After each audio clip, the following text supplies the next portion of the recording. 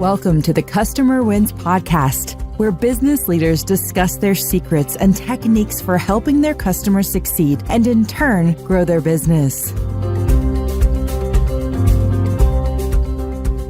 Hi, I'm Rich Walker, the host of The Customer Wins, where I talk to business leaders about how they help their customers win and how their focus on customer experience leads to growth. Some of my past guests have included Brian Edelman of FCI, Jeff Rusin of Advisor Tech Partners, and Vicki Lewin of Amplify. Today, I'm speaking with Diana Cabrices, founder of Cabrices Consulting.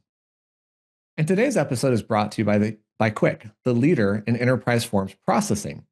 When your business relies upon processing forms, don't waste your team's valuable time manually reviewing the forms. Instead, get Quick.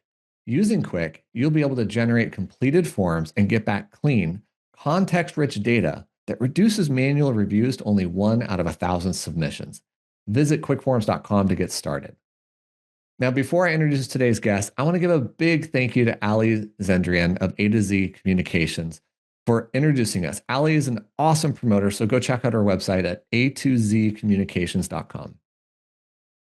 Diana is the founder of Diana Cabrices Consulting and the financial industry's first fractional chief evangelist. What's an evangelist?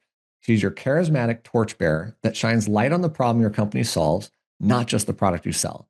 She's your number one demo queen, turning heads with her highly dynamic stage personality, converting your audience into your ambassadors by leaving everlasting impressions. Man, we need more of those. Diana, welcome to the Customer Wins. Thank you so much. I'm so excited to be here and have this conversation. Me too. So for those who haven't heard my podcast before, I just love to talk to business leaders about what they're doing to help their customers win, how they built and deliver a great customer experience, and the challenges to growing their own company. So Diana, to understand your business a little bit better, how does your company help people?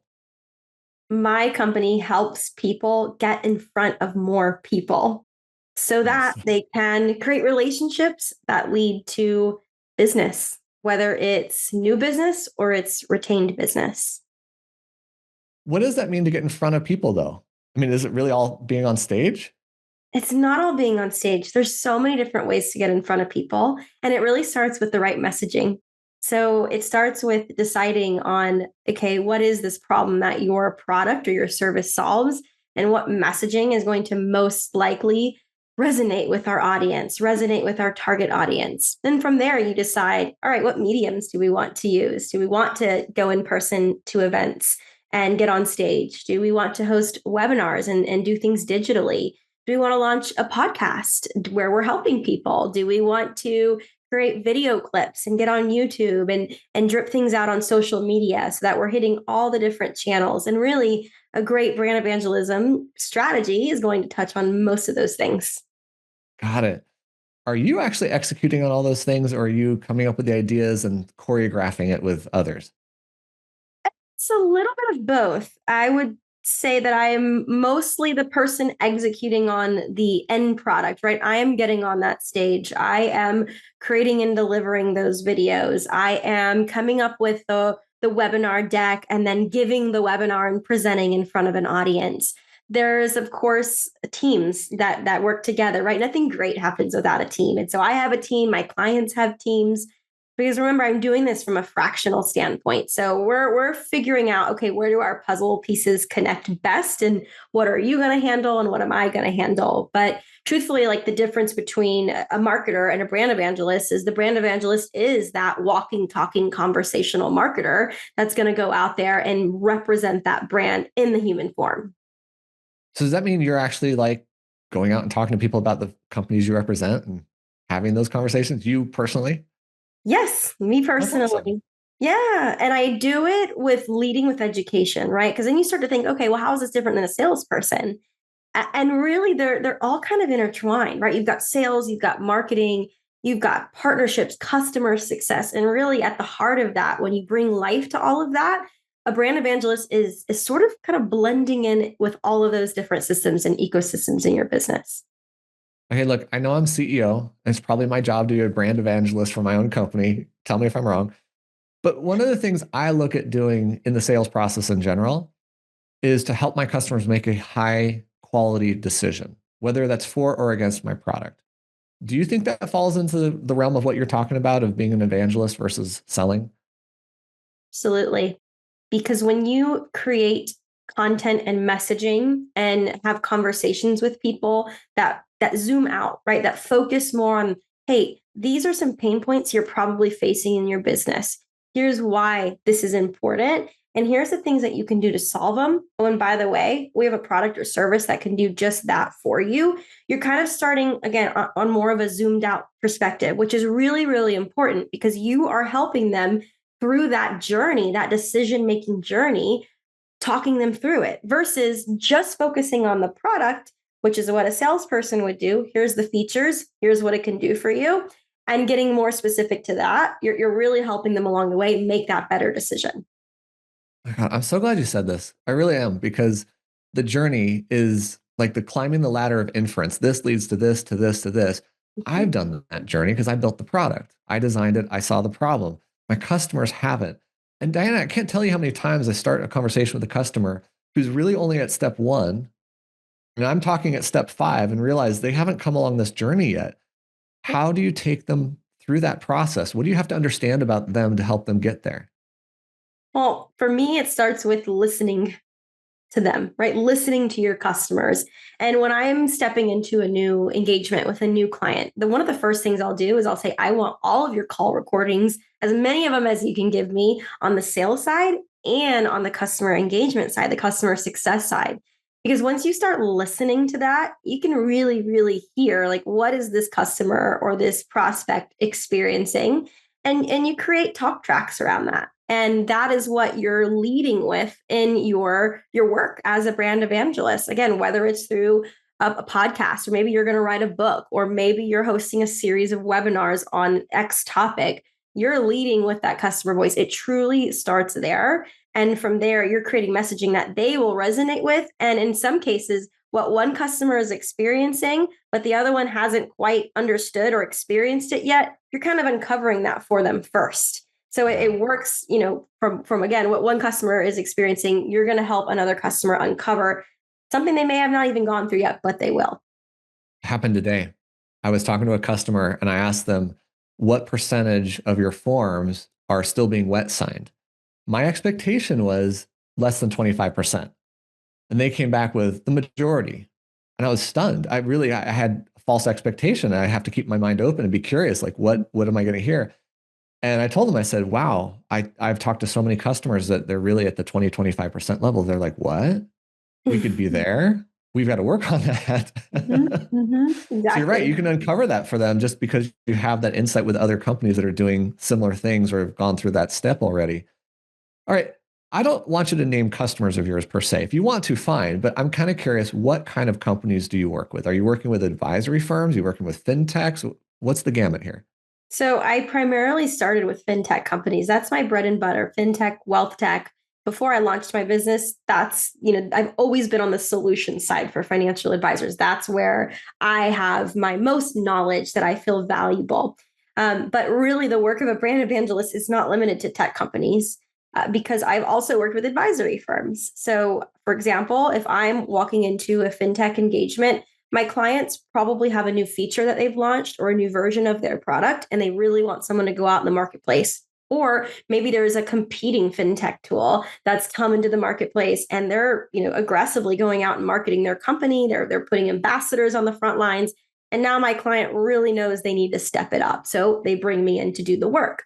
On the other side, you have advisory firms who, for example, I recently did an engagement where I had delivered some TV ads for an advisory firm in North Dakota because they host seminars, but they realize all of their TV ads to date have just been two older gentlemen. And they were like, we really need to change this up. We need to hire someone maybe younger. We need to hire a female. We need more, dynamics and personality to infuse into this brand to help us get more potential customers in front of our messaging at our seminar. And so I delivered some TV ads for them. So again, the work isn't limited to one or the other. I can do both, but primarily my clients are fintech clients. And we can certainly go deeper into what some of those engagements look like.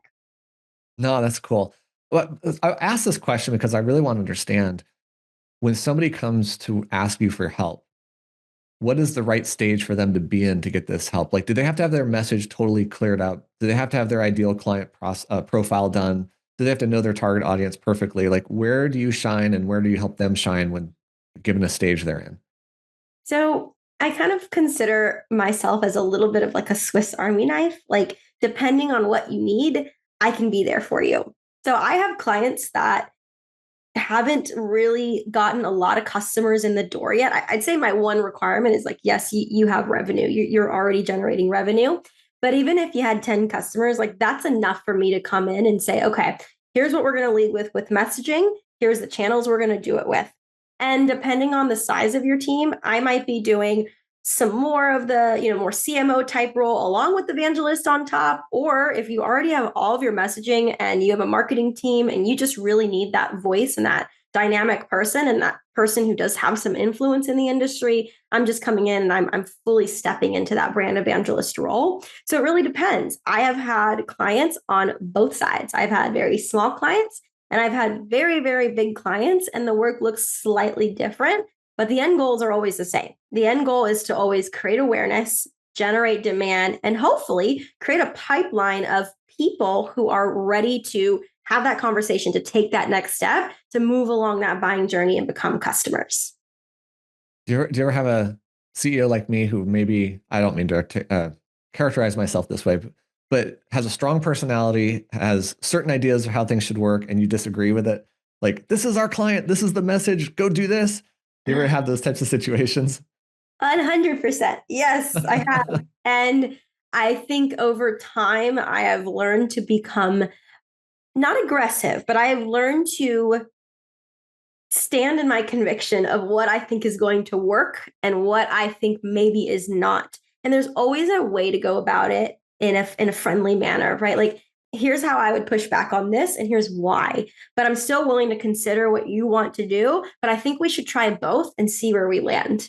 So yes, to answer your question, absolutely. Some of my work has been completely redlined, like front and back, and I was like, whoa, okay. And I've had to again like learn to be a little bit more assertive and step in and try to take the reins back. And this isn't just with CEOs, Rich. This is with anyone in a firm. You might have a director of marketing who wants to do things his or her way and doesn't really want an outsider, a contractor coming in and trying to tell them to do it differently. But again, you have to find that sweet spot where you can push, because my job at the end of the day is to get you results. And that's why your company is hiring me. Yeah. I've done a lot of consulting in my past, and I only enjoyed it if I was empowered to come there with creativity and challenge assumptions and be that assertive role that you're talking about. I couldn't just be like, oh, go do this job. You're paying me an hourly wage to do a job. That's not me. That's just not me. It's not me either. And, I'll also add, like, sometimes it's just about what's balancing in your own business as a consultant. Sometimes you've got two really awesome clients that want you to come in and do this work the way you want it. And you've got one not so much, but the revenue is smooth sailing for the next 6 months. And it's a little bit of a trade off. But usually those types of clients are not everlasting. I have some clients I've been with for this entire time since I launched 3 years ago. And I have some that I've just changed out over time. And I'm not saying it's because of these reasons per se, but yeah, I understand what you're saying. And I think, it's give and take until you can't really anymore. And yeah, things kind of always fall into place as they should. And I've always learned something from every engagement, no matter if it's been on the side of they want to take charge or if I take charge. Yeah. All right, let's switch gears a little bit, because I love TikTok and I say all sorts of different things, and I love financial services. So I see stuff about that. I don't think our industry does a good job with social media. And the people who are on social media talking about wealth and management are either big names like Dave Ramsey or non-financial advisors, not compensated to be in that role at all. And honestly, they're spinning yarns. Like, I don't know who you should trust in that world. So where is social media playing in your world of evangelism and getting the word out? It's such an important aspect of what I do. I have over time developed a voice on social media. Sometimes you're throwing spaghetti at the wall to see what works. But I have over time developed my voice and a following. I don't have a massive following, but I have a following. And I really lean into those channels, Rich, to spread the word, right? Whether it's, hey, I'm hosting this webinar and this is going to help you as financial advisors learn ABC 1, 2, 3. Here's why it's important and you should totally come. Or, hey, one of my clients just won this awesome award and here's why that's important. Here's the research that they've done and here's how they're changing the industry. So many different messages and angles you can take with social media. I think it's really important. I agree with your statement on how the industry doesn't leverage social media enough. I also think not necessarily the right ways. And so, for example, when I come into an engagement with a client, I want to go on social media and I want to get on video and I want to do something different. And I want the editing to be really cool and fun. I want the music to be cool and fun. And I want the first statement to be really in your face, right? Whereas you see other videos in our industry that are just a little bit more vanilla and you got that classic corporate music playing in the background. And I don't love it. And yes, there's part of this where, it's really not about you. It's about what your customer might want. But the financial advisor space is changing quickly as well. And we're seeing more and more young, fresh, newer advisors come into the space. So I think this will shift all around. But to answer your initial question, it's very important. I leverage it in as many creative ways as I can. And I get social. It's not just posting, it's also engaging with other people. So one of the key questions that comes to me on social channels is the audience there? Like if I put out all this content, will it actually reach the people that matter? Mm-hmm. And maybe the niche of my business is not a good example because of who we're selling to, but just in the financial industry as a whole, does it work? And which channels work? Where are you seeing the growth in which social channels? So in my use cases, targeting financial advisors on LinkedIn is a great strategy. And it's something that works. If you're selling to enterprises, I would not say the same. I mean, you can, because I have enterprise decision makers right now who love all of my posts, who like and comment and say and engage with my posts on LinkedIn. So really, I'm hitting two different markets, but primarily targeting financial advisors on LinkedIn is a good strategy. And it's not just posting stuff, right? Like you can send direct messages to financial advisors. You can invite them to your event. You can invite multiple advisors to your event, right? Just with a click of a button. So there's other ways to try to capture that attention when maybe they're not as engaged in their feed at any given time of the year. Maybe it's surge meeting season or something else. So I think LinkedIn is a great channel. I do. And maybe it's just because it's the one I've put most of my effort into. X, formerly Twitter, used to be pretty good, especially if you came at it from a very personal way. So I'd post a lot more like photos of me and like my life and family and stuff like that. But it's kind of fizzled out, unfortunately. The whole FinTwit world has fizzled out. So I don't really lean into that as much anymore. TikTok, I'm not really there. I'm going to be honest with you. I think maybe in the next 5 years, I should probably more seriously start investing business resources into developing a presence on TikTok for this industry. But right now, I just find that I get the results I'm looking for on LinkedIn. Yeah. Well, so to me, that answers the question of audience. The audience is on LinkedIn. It's a professional social media channel. Yeah. And we have not succeeded in any other channels, frankly. Maybe it's format. Posting has to follow the format of that specific channel. You can't have landscape on TikTok, for example. That does not work. Right. YouTube's the other one. Like you'd expect more interaction with YouTube, but really no. And I think part of it, you tell me, but my view is professionals are on LinkedIn as part of their profession. Mm-hmm. And when they're on YouTube and TikTok, it's not their profession time. It's their fun time, personal time, hobby time, etc. And in fact, if you look at my For You page, it's bodybuilding, it's cars, it's AI. Now, AI falls into the professional category, but I'm not looking at my customers on TikTok. Yep. Yep.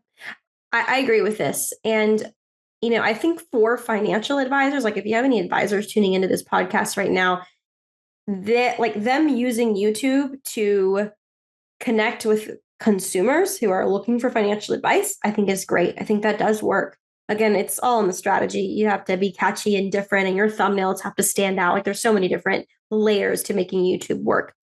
But as far as being in financial services and trying to connect with other financial service professionals, not as much. I still use it. I put all my webinars on my YouTube. I put a lot of my videos on my YouTube. I think I only have like 100 subscribers in the last 3 years. But I still use it, and I could probably step in and really optimize it. But what I've found, when you manage 3 brands at any given time, plus your own and LinkedIn, there's not a whole lot of time left for you to. So I focus. I try to focus. Yeah. Yeah. No, I get it. So let's switch also to talk about our artificial intelligence. Okay. My wife and I are kind of done with artificial intelligence videos that are coming out. And it was so cool at first, right? Bigfoot's talking about whatever, and Yeah. there's all these nifty things. But now we're seeing them. We're like, oh, that's AI. I don't really Mhm. want to see it. It doesn't feel right. How do you view the impact AI is having on brand awareness and what people are using it for? And are you seeing successful ways to use it in your world? Not quite yet.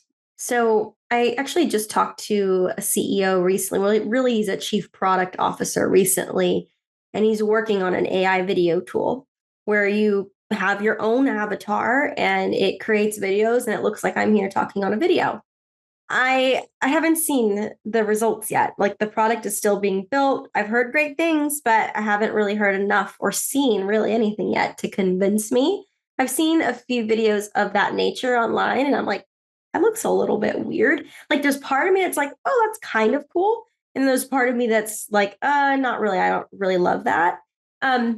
So my stance is a little muddy right now. Like, I feel like I am with you and your wife. The AI driven content is, especially if there's not like a human present in it, it's just like some made up like thing or group of people, I guess I could say, versus like an avatar of you specifically.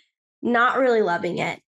AI in Yeah. general, obviously it's helping the industry a lot. It's helping financial advisors get in front of more people that they would serve.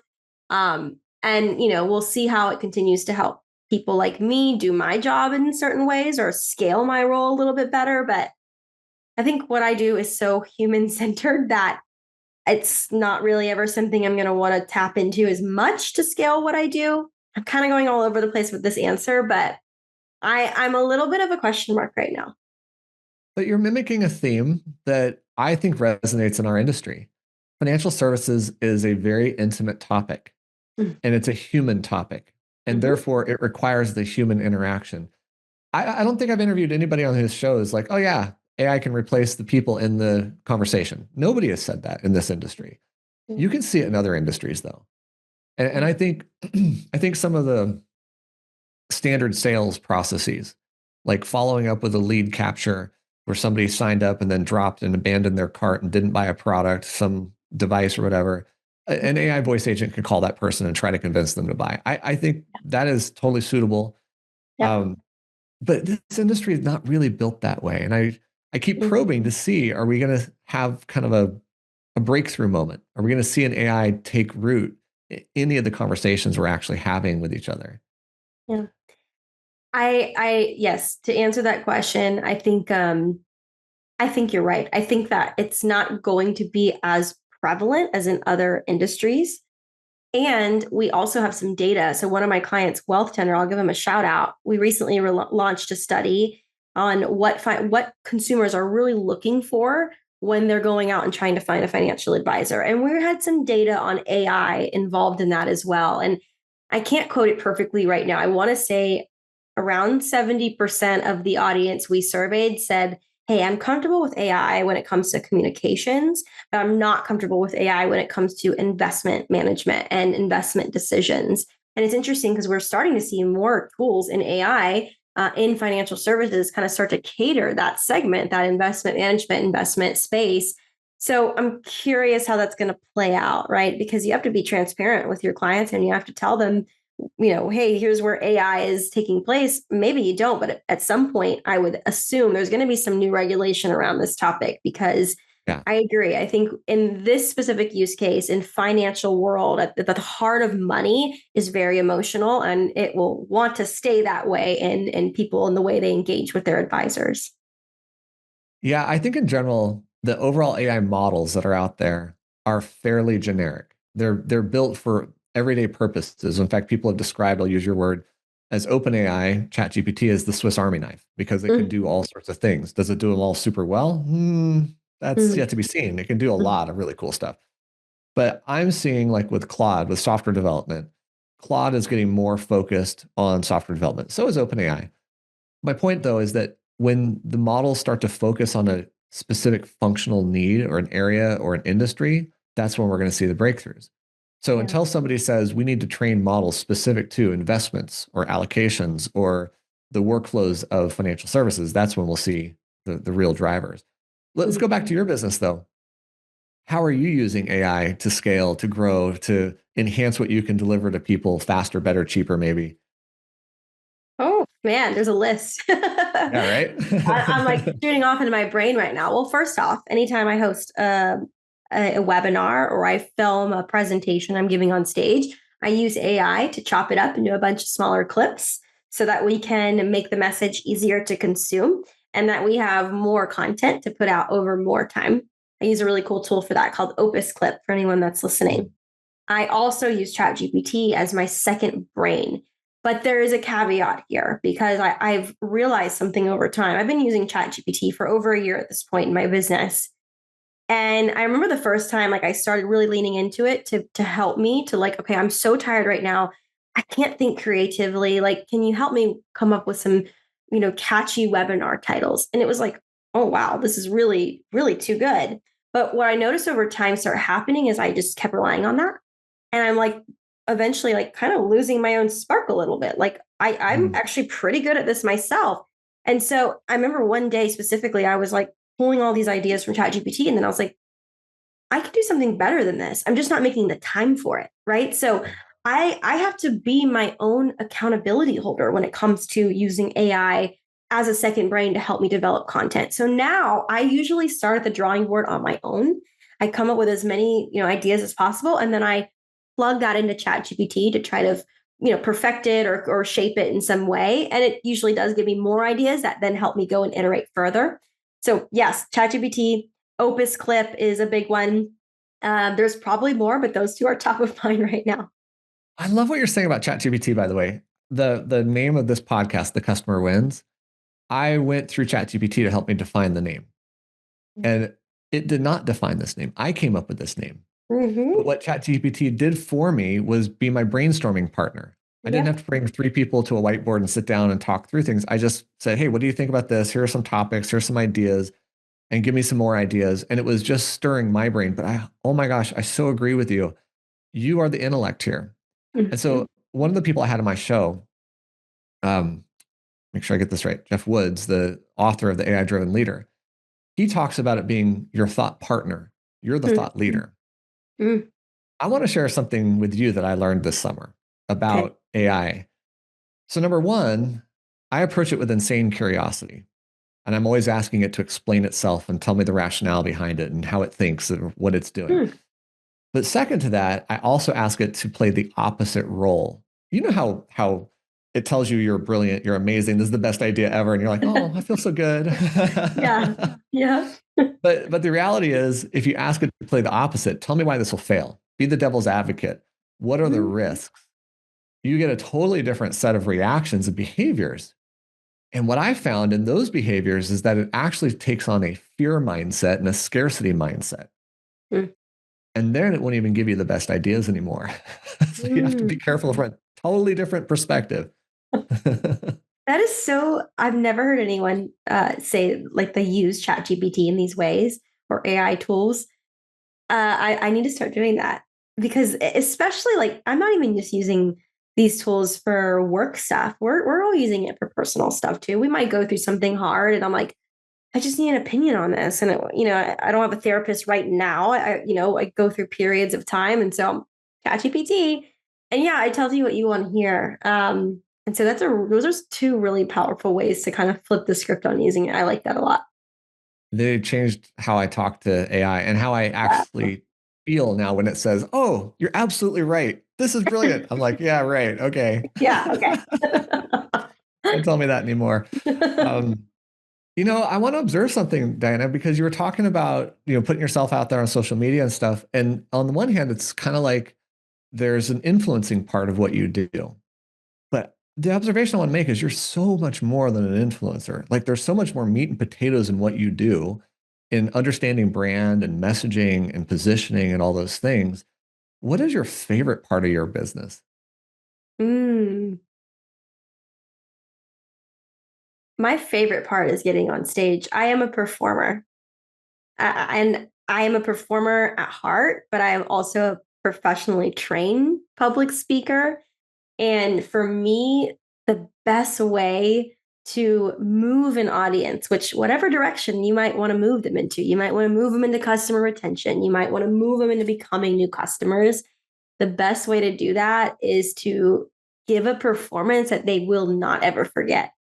And that happens when I take the stage and I like pull in a crowd and I pull in the energy and I get them laughing and I get them maybe even crying and I get them emotional and I get them in this self discovery that they were not ever in before.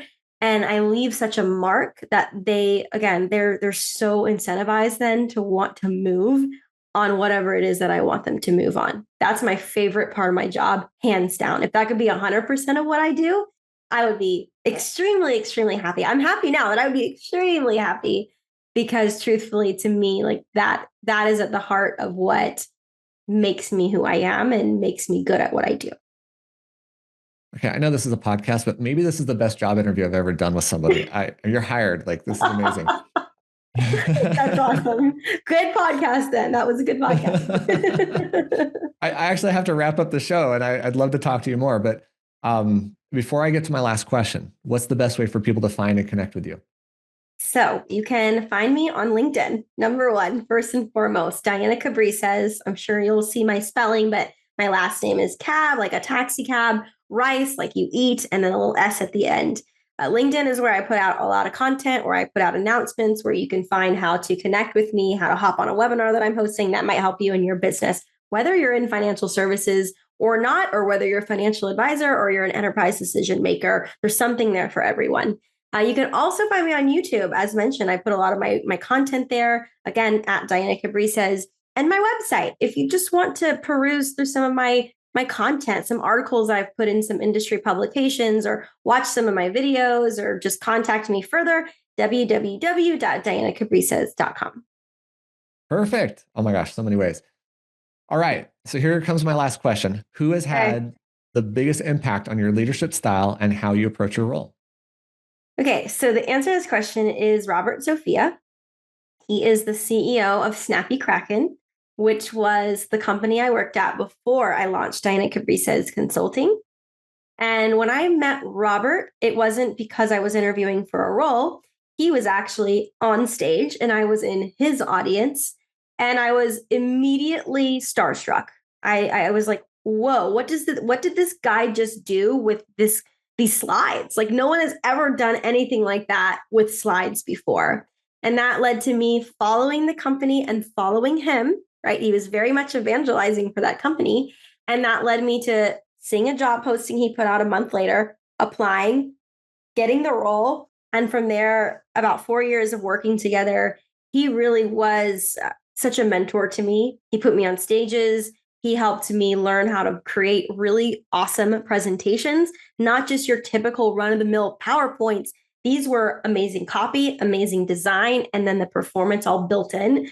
He sent me to get professionally trained public speaking courses and workshops in person, online. So he was fundamental to my growth. And he also helped me work on leadership because over time I started running a team, running an enterprise team, actually. And I hadn't run a team of that nature before. And so what did he do? He recommended books and podcasts. And I look at him now as somebody that was so fundamental and still is. He's still inspiring to me because we actually share a lot of the same traits. We're very much in so many ways a similar person. And I think it was the perfect leader for me at that time in my life to step into who I needed to be in order to kind of launch pad into Diana Cabrices Consulting today. Oh my gosh. I have so much admiration for him. I didn't know you were going to mention him at all. He's been on my show and he's very impressive with what he's accomplished with Snappy Kraken and stuff. I didn't even know what the business was about. I'm like, I just need to know it. I just want to see it. It's a cool name, right? Like it draws you in. Yeah. Oh, that's so awesome. I'm so glad you shared that story with us. Yeah. All right. I want to thank Diana Cabrices, founder of Diana Cabrices Consulting, for being on this episode of The Customer Wins. Go check out her website at dianacabrices.com. And don't forget to check out Quick at quickforms.com, where we make processing forms easier. I hope you enjoyed this discussion. We'll click the like button, share this with someone, and subscribe to our channels for future episodes of The Customer Wins. Diana, thank you so much for joining me today. Thank you. This has been so fun. Thanks for listening to the Customer Wins podcast. We'll see you again next time, and be sure to click subscribe to get future episodes.